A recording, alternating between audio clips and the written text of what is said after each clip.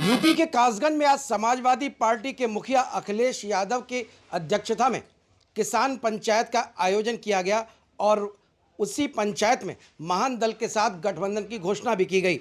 आज उन्होंने बहुत कटाक्ष किए भारतीय जनता पार्टी के ऊपर और मुख्यमंत्री योगी आदित्यनाथ जी के ऊपर।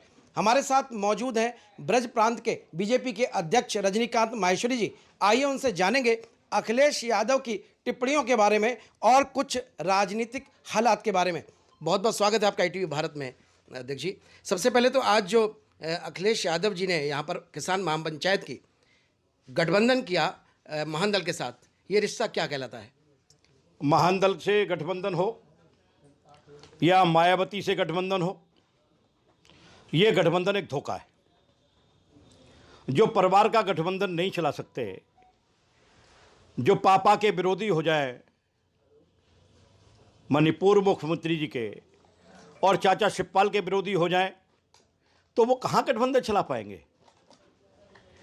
ये बार बार कहते कि गठबंधन में मेल हो गया। मैं कह रहा हूं कि जब ये गठबंधन में मेल मायावती से हुआ था तो उसके बाद फेल हो गया, और आज महान दल से हुआ है तो भी फेल हो जाएगा। ये बनावटी बातें हैं। किसानों को गुमराह करने के लिए ये किसानों की जो पंचायत कर रहे हैं, उसमें इनके जो बयान हैं वो तथ्य से परे हैं, 100% झूठे हैं। जनता को झूठ बोलकर किसी एक झूठी बात को बार बार कह के उसको सच कहलवाने का काम कर रहे हैं। जनता इनकी झूठी बातों में आने वाली नहीं है।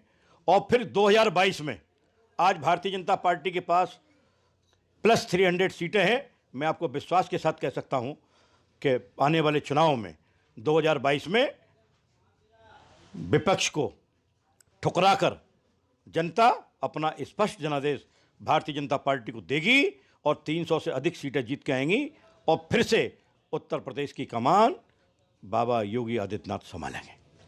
और उसको मजाक के रूप में देखते हैं अखिलेश जी। आज अखिलेश जी बाबा पर तंज कस रहे थे कि लैपटॉप चलाना नहीं जानते। अगर अखिलेश जी योग्यता की और प्रतिभा और क्षमता की बात है तो एक बार हो जाए दो हाथ और दोनों बैठ जाएं आमने सामने।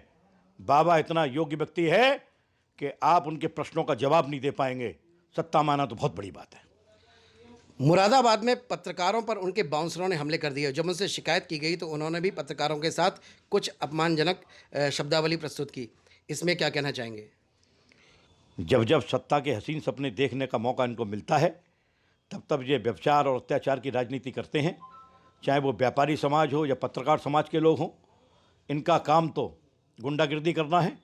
जब ये सत्ता में आते हैं तो ज़मीनें हड़पने का काम करते हैं। जब ये सत्ता में आते हैं तो भले भाले लोगों के साथ ये अत्याचार करते हैं। इनकी सरकार में माँ बहन बेटी भी सुरक्षित नहीं रहती, ज़मीनों पर कब्जे होते हैं। और आज जब सत्ता में नहीं है तब तो इनका ये हाल है कि पत्रकारों की पिटाई करा रहे हैं। और सत्ता को ख्वाब देखने के बाद में क्या करेंगे ये बहुत आपत्तिजनक घटना है। इनको ऐसा नहीं करना चाहिए। इनकी पार्टी के लोगों को पत्रकारों के साथ मारपीट और ख़राब भाषा का इस्तेमाल नहीं करना चाहिए, निंदनीय है। भरे मन से आज मुख्यमंत्री योगी आदित्यनाथ जी को उन्होंने ठोको मुख्यमंत्री कह दिया। ये किस आधार पे बोल दिया? जब प्रदेश के अंदर कोई गुंडागिर्दी करेगा और नाजायज जमीनों पर कब्जा करेगा और जिसके पास बेईमानी की संपत्ति होगी, न्यायालय के आदेश के बाद वो संपत्ति खाली कराने का काम और गुंडों से निपटने का काम मुख्यमंत्री ठीक तरीके से जानते हैं। अगर समाजवादी पार्टी के गुंडे पिटते हैं तो ठोको मुख्यमंत्री कहते हैं। पहली बात तो आपने बेईमानी क्यों की? आप गुंडागिर्दी करते क्यों हैं? किसी भी दल का व्यक्ति हो जो गलत काम करेगा उसके खिलाफ कार्रवाई की जाएगी। पत्रकारों ने क्या बिगाड़ा था मुरादाबाद के अंदर? मुरादाबाद में तो पत्रकार अपनी लोकतंत्र की रक्षार्थ, लोकतंत्र का चौथा स्तंभ समझते हुए उन्होंने वार्ता की बात पेशकश की थी। और जब उन्होंने अपनी वार्ता पेशकश करने का काम किया और उनका इंटरव्यू लिया तो पत्रकार गुंडे बन गए। उन्होंने गुंडे बनकर समाजवादी पार्टी के लोगों ने लोकतंत्र के प्रहरियों को लूटने का काम किया, पीटने का काम किया है। ये काम समाजवादी पार्टी को नहीं करना चाहिए। एक अंतिम सवाल, बीजेपी के वरिष्ठ नेता यशवंत सिन्हा ने तृणमूल कांग्रेस ज्वाइन कर ली है। ऐसे समय में इतने वरिष्ठ नेता, बहुत पुराने कद्दावर नेता का जाना क्या कहता है? यशवंत सिन्हा जी भारतीय जनता पार्टी के थे। यशवंत सिन्हा जी